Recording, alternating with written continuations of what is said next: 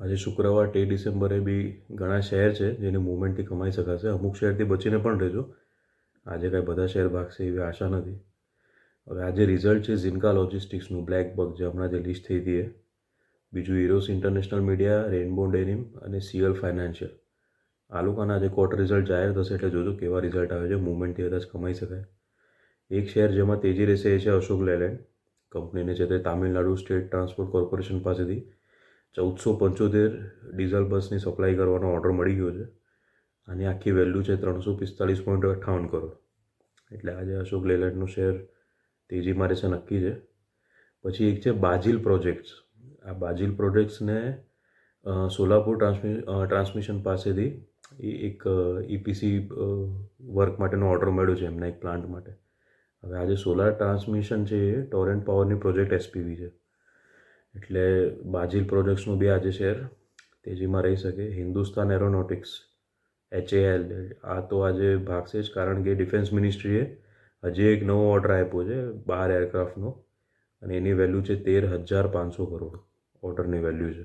કંપનીનું જે નાસિકનો પ્લાન્ટ છે એમાં એરક્રાફ્ટ બનશે. પછી એક છે નેસ્કો.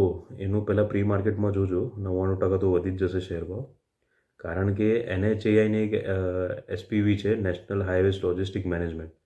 એમણે જે તે એક પ્રોજેક્ટ માટે ઓપ્શન કરેલું, એમાં નેસ્કો જે તે હાઈએસ્ટ બિડર બની છે.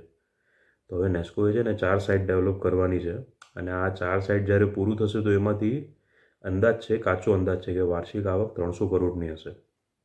એટલે આ હવે નેસ્કો છે તે લોંગ ટર્મ માટે પાછું લાઇમલાઇટમાં આવી ગયો. GR ઇન્ફ્રા પ્રોજેક્ટ્સને પણ કર્ણાટકમાં એક ટ્રાન્સમિશન પ્રોજેક્ટ માટે લેટર ઓફ ઇન્ટેન્ટ મળી ગયો છે. આ પ્રોજેક્ટની વેલ્યુ કંઈક યરલી 107.7 કરોડ છે. હજી ડિટેલ આવશે એની, પણ આટલી સી ડિટેલમાં જ શેર છે તે આજે ભાગશે એ નક્કી જ છે. ઝોમેટોના શેરથી આજે બચીને રહેજો, કારણ કે મહારાષ્ટ્રનું જે CGST અને સેન્ટ્રલ એક્સાઇઝના જોઈન્ટ કમિશનર હોય એમણે 401.7 કરોડની GST નોટિસ, ડિમાન્ડ ને પેનલ્ટીને બધું મળીને ફટકાર્યું છે. એટલે આજે શેર આ નહીં લેતા, ન લેવું તો સારું. ગઈકાલે અમેરિકાનું માર્કેટ ઘટી ગયું.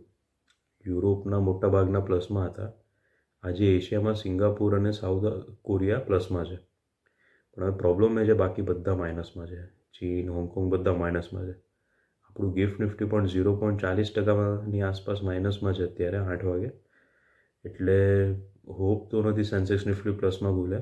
ખાલી એક હોપ એ છે કે કાલે સાંજે રિપોર્ટ આવેલા કે નવેમ્બરમાં આપણું ઇન્ડિયામાં જે રિટેલ ઇન્ફ્લેશન હતું, રિટેલ ફુગાવો આપણે કહીએ, મોંઘવારી, એ છે તે ઘટી ગઈ. અને બીજી બાજુ એક રિપોર્ટ આવ્યા કે ઓક્ટોબરમાં જે આપણું ઇન્ડસ્ટ્રીયલ પ્રોડક્શન હતું એ 3 મહિનાની ટોચે પહોંચી ગયું. એટલે આની પોઝિટિવ અસર માર્કેટ પર પડે તો પછી માર્કેટ વધવું જોઈએ.